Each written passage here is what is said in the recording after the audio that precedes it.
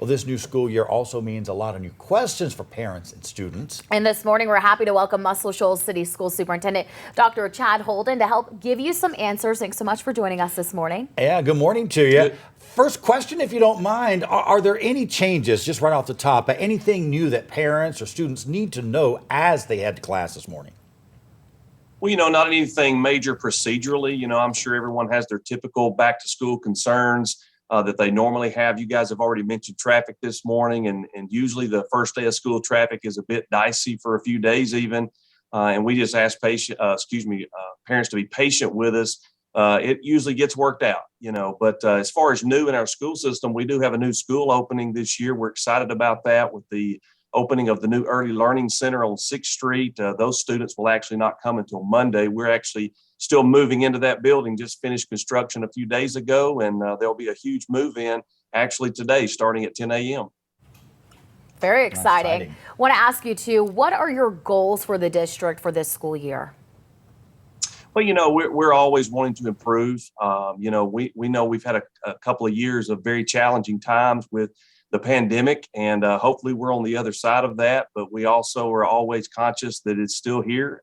We know there's still COVID in the community, certainly not widespread like we saw over the last couple of years. But we put an academic recovery plan in place last year and made a lot of gains, and we just hope to keep that momentum going.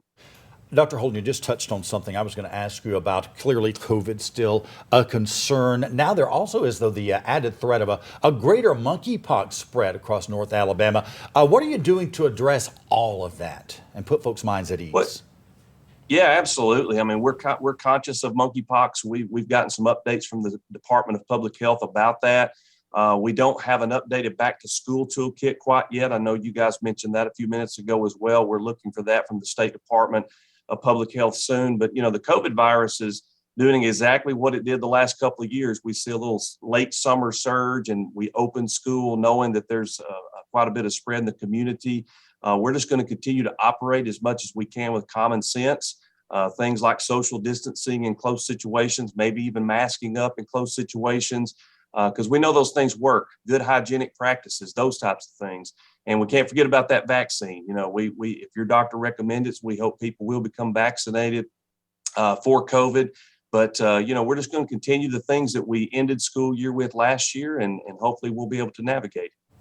And we know this is an exciting day, the first day. So what are your plans for today? Are you going to be visiting schools throughout the day? Yeah, I normally am. I try to be visible in the community and get out and about and interact with the kids.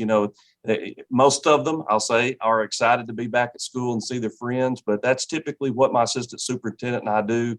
We're in the schools and just trying to be visible and interact with parents as much as possible. Dr. Chad Holden, thanks so much for joining us this morning. Yeah, wishing you and your staff and your teachers, your students, your parents, all a really good school year.